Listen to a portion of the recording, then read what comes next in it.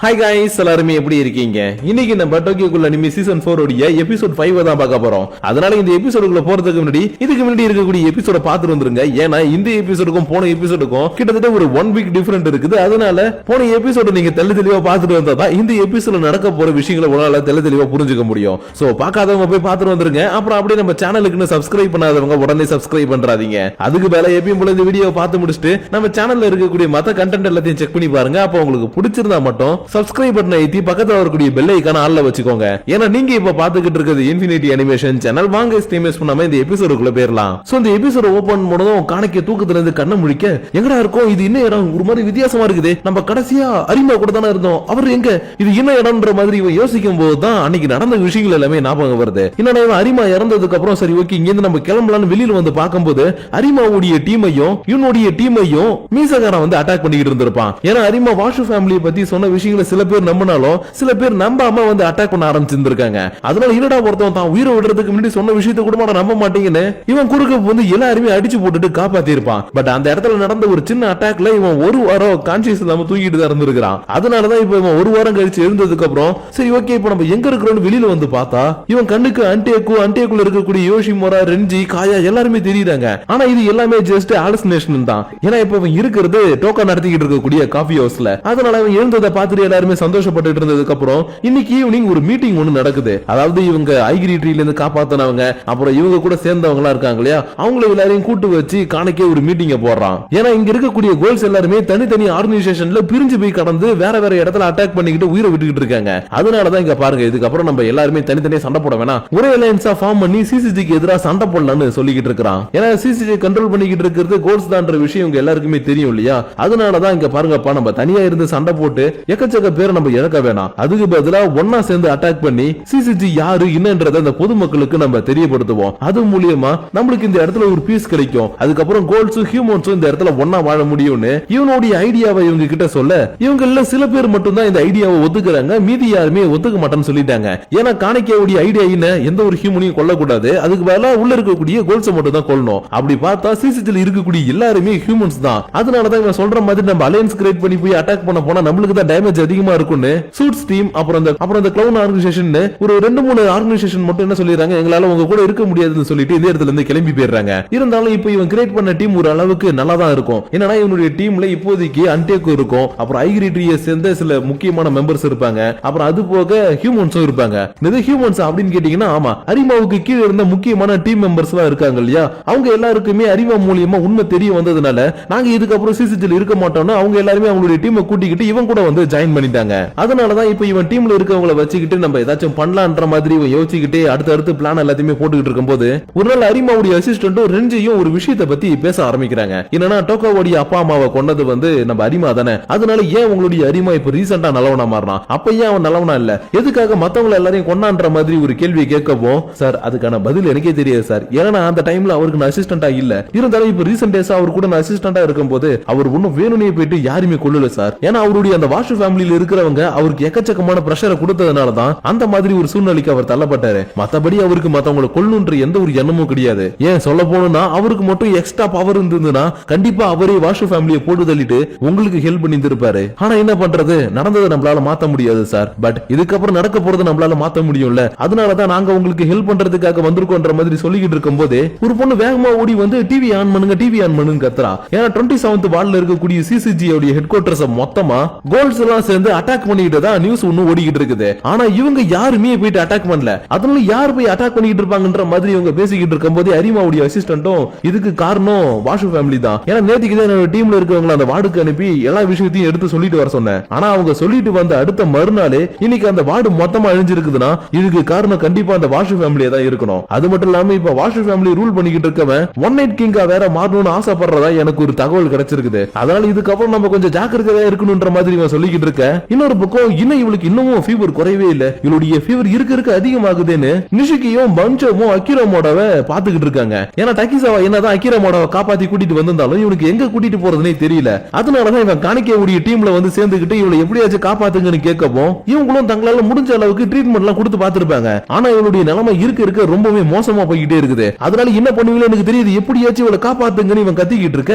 High எதுக்குப்பா அவங்கள பிடிச்சு கத்திக்கிட்டு இருக்க, அவளை காப்பாத்துறதுக்கு இன்னொரு வழி இருக்குன்னு பின்னாடி இருந்து ஒரு குரல் கேக்குது. அதாவது உங்க கூட சேர முடியாதுன்னு சொல்லிட்டு போன கிளவுன் ஆர்கனைசேஷன் இருக்காங்க இல்லையா, அவங்களும் இப்ப இவங்க கூட வந்து சேர்ந்துட்டாங்க. அது மட்டும் இல்லாம நான் உங்களுக்கு ஹெல்ப் பண்றேன்னு இவன் சொன்னதும் என்ன பண்ண போற, நீ எப்படி எங்களுக்கு ஹெல்ப் பண்ணுவேன்னு கேட்க, ஒண்ணும் இல்ல சஜஷன் தான். ஏன்னா இவளுக்கு ஏற்பட்டிருக்கக்கூடிய காயம் குயின் கேம் மூலமா ஏற்பட்டிருக்குதுன்றதுனால இவளை காப்பாத்தணும்னா ஒரு ஸ்பெஷல் டாக்டரால தான் முடியும்னு இவன் ஒரு டாக்டருடைய பேரை சொல்ல இவங்க எல்லாரும் கரெக்டா போயிட்டு அவரை கூட்டிட்டு வந்து ட்ரீட்மெண்ட்டையும் பக்காவா பண்ணி முடிச்சிட்டாங்க. ஆனா இந்த டாக்டர் யாரான்னு பார்த்தா ஆரம்பத்துல ஒருத்தர் நான் கோல்ஸ் வச்சு ரிசர்ச் பண்றேன், அவங்க எப்படி சாப்பிடுவாங்க என்ன பண்ணுவாங்கன்றது எல்லாத்தையும் டிவில பேட்டி கொடுத்தாரு இல்லையா, அந்த டாக்டர் தான். அதனாலதான் இவங்க கூப்பிட்டதும் வந்து இவங்களுக்கு ஹெல்ப் பண்ணது மட்டும் இல்லாம என்னுடைய ஆர்கனைசேஷன் உங்களுக்கு ஹெல்ப் பண்ணணும் வேற சொல்லிக்கிட்டு இருக்காரு. ஏன்னா இவரும் கோல்ஸ் பத்தி ரிசர்ச் எல்லாம் பண்றாரு இல்லையா, அதனாலயே இவர் தனியா ஒரு ஆர்கனைசேஷன் கிரியேட் பண்றது மட்டும் இல்லாம அந்த ஆர்கனைசேஷன் மூலியமா கோல்ஸ் எப்படி உருவாக்குறது, எப்படி அதுங்களை திரும்ப நார்மலா மாத்துறதுன்ற விஷயத்தை எல்லாத்தையுமே இவர் கண்டுபிடிக்க ஆரம்பிச்சிருக்காரு. பட் கோல்ஸ் உருவாக்குற விஷயத்தை கண்டுபிடிச்ச அடுத்த செகண்டே அந்த ஃபார்முலா அந்த ஐடியா எல்லாத்தையும் திருடிக்கிட்டு ஒரு டாக்டர் ஓடி போயிட்டான். அதாவது நம்ம காணிக்கையை உருவாக்குன டாக்டர் இருக்கான் இல்லையா,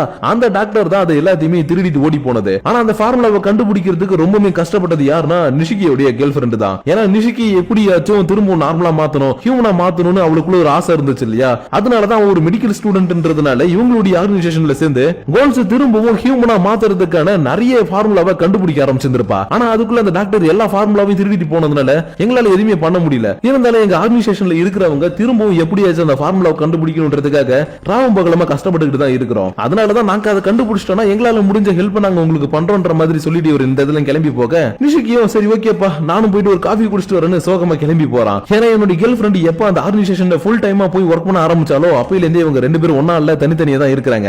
அதனாலதான் போயிட்டு ஒரு காஃபி குடிச்சிட்டு வரப்பான்னு சோகமா இந்த இடத்துல இவன் கிளம்பி போக இன்னொரு பக்கம் காணிக்கையை பாக்குறதுக்காக சூட்ஸ் டீம் வந்திருக்காங்க. ஏன்னா வலது கை இருக்கான் இல்லையா, இவனுக்கு காணிக்கையை பத்தின முழு விஷயமும் தெரிய வந்துருச்சு. அதாவது இவன் தான் தன்னுடைய மாஸ்டரை போட்டு தள்ளனான்ற விஷயம் தெரிய வந்துருச்சு. அதனாலதான் உனக்கு என்ன தைரியம் இருந்ததுன்னா என்னுடைய மாஸ்டர் கொண்டது மட்டும் இல்லாம என்னையும் உன் டீம்ல வந்து சேர சொல்றியடான்னு இவன் கூட சிங்கிள்ஸ் பண்ணி நான் பலசாலியா இல்ல நீ பலசாலியான்றது தெரிஞ்சுக்கலான்றதுக்காக சண்டை போடுறதுக்காக இவன் கூட சண்டை போட ஆரம்பிக்கவும் காணிக்கை அசால்ட்டா இவனை புடிச்சு போட்டு போனா அடிச்சு தூக்கி கடாச இவனால நம்பவே முடியல எப்படா இவனுக்கு இவ்வளவு பவர் வந்திருக்குதுன்னு. ஆனா இவனுக்குள்ள இருந்து வரக்கூடிய காகுனியை பார்த்ததும் இவனுக்கு எப்படி பவர் வந்திருக்குன்ற விஷயம் எல்லாமே இவனுக்கு தெரிய வந்துருச்சு. ஏன்னா இவனுக்குள்ள தானே மாஸ்க் மேனுடைய அந்த காகுனியும் இருக்குது. அதனால இவனுக்குள்ள இருந்து இது வெளியில வந்ததும் சரி ஓகே என்னால உன்னை டிஃபீட் பண்ண முடியாதுன்றத நான் ஒத்துக்கிறேன். ஆனா என்னுடைய மாஸ்டர் கொண்டவன் கூட என்னால சேர முடியாதுன்னு இவன் கொஞ்சம் ஃபீல் பண்ணவும் இங்க பாரு இப்ப நீ ஃபீல் பண்ணிட்டு இருக்கிறதுக்கு டைம் இல்ல. ஏன்னா இந்த உலகத்துல இதுக்கப்புறம் வரப்போற தலைமுறைகள் எல்லாமே அமைதியா வாழணும்னா நம்ம இந்த இடத்துல இறங்கி போராடினா மட்டும்தான் முடியும். அதனாலதான் உங்க எல்லார்ட்டையும் நான் கெஞ்சி கேட்கிறேன், என் கூட வந்து சேர்ந்துக்கோங்க, நம்ம எல்லாரும் ஒன்னா சேர்ந்து இந்த சிசிஜி அழிப்போம், அதுக்கப்புறம் எல்லாரும் சேர்ந்து சந்தோஷமா இந்த இடத்துல வாழ்வோம் இவங்க கிட்ட சொல்லவும் இவனும் சரி ஓகே நான் உன்னுடைய ஐடியாவுக்கு ஒத்துக்கிறேன், இதுல என்னுடைய உயிரே போனாலும் பரவாயில்ல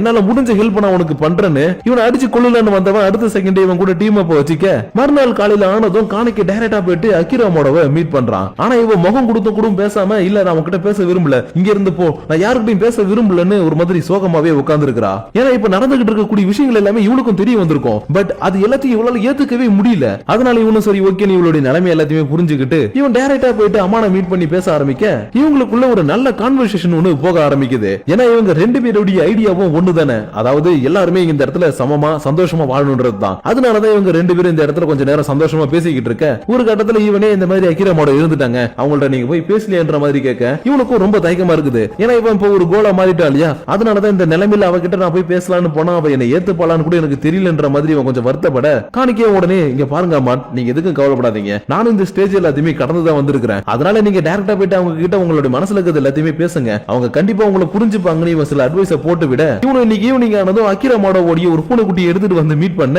இவன் பார்த்துட்டு ஷாக்லாம் ஆகல.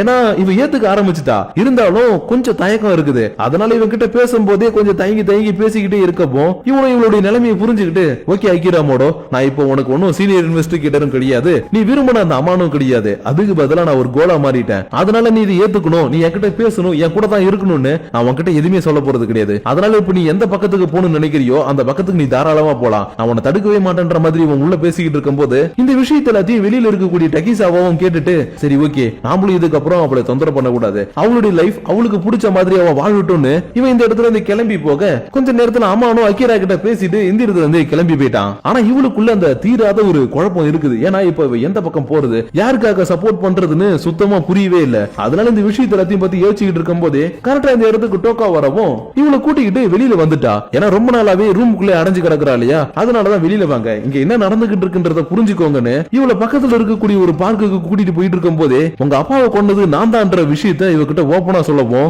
அகிராவுக்கு வருது பாருங்க ஒரு கோவம், இவளுடைய மூஞ்சி அடிச்சு உடைச்சிடலாமா நினைக்கிறா. ஆனா இப்ப இவ இருக்கிற நிலைமையில எதுவுமே பண்ண முடியாது இல்லையா? அதனாலதான் இவ கூட அமைதியா பக்கத்துல இருக்கக்கூடிய பார்க்குக்கு வரவும் கரெக்டா இவங்களுக்கு பின்னாடியே ஹீனாமியும் அந்த சின்ன பசங்க கூட விளையாடுறதுக்காக வந்திருப்பா. அதனால இவ டைரக்டா போயிட்டு கீழே இருக்கக்கூடிய பசங்க கூட சேர்ந்து சந்தோஷமா விளையாட ஆரம்பிக்கும் போது டோக்காவே இவகிட்ட எனக்கு தெரியும் நீங்க என் மேல செம கோவத்துல இருக்கீங்கன்னு எனக்கு தெரியும். அதனால நான் பண்ணது சரியான்னு கேட்டீங்கன்னா அது தப்பு தான், நான் ஒத்துக்கிறேன். இருந்தாலும் அந்த சமயத்துல உங்க அப்பாவை கொல்றது தவிர எனக்கு வேற வழி தெரியல. என்னன்னா இங்க வந்துட்டு போனாலே ஹீனாமி அவ இந்த பசங்களுடைய வயசுல இருக்கும்போது அவளுடைய அப்பா அம்மா கொன்னது எல்லாமே உங்களுடைய அப்பா தான். ஏன் அவர் ஒரு கட்டத்துல இவளையுமே கொல்றதுக்காக வந்தாரு. அதனாலதான் எனக்கு வேற வழி தெரியாம உங்க அப்பாவை நான் கொன்னுட்டேன். அது மட்டும் இல்லாம இங்க விளையாடிட்டு இருக்கக்கூடிய சின்ன சின்ன பசங்க இருக்காங்க இல்லையா, இவங்க எல்லாரும் ஐகிரி ட்ரீ மெம்பர்ஸ் உடைய குழந்தைங்க. ஆனா நீங்க அந்த தீவை அட்டாக் பண்ணும்போது இவங்களுடைய அப்பா அம்மா எல்லாருமே இறந்து போயிட்டாங்க. ஆனா அவங்க இறந்து போயிட்டாங்கன்றது கூட தெரியாம இந்த இடத்துல சந்தோஷமா விளையாடிட்டு இருக்காங்க. ஆனா எந்த ஒரு தப்புமே பண்ணாத இவங்களையும் சிசிஜி அன்னைக்கு கொல்லதான் பார்த்தாங்க. அதனால நீங்களே சொல்லுங்க, எந்த ஒரு தப்புமே பண்ணாம கோலா பிறந்ததுதான் இவங்களுடைய தப்பா? அதுக்காக சிசிஜி இவங்க எல்லாருமே கொல்லுதுன்னு கேட்க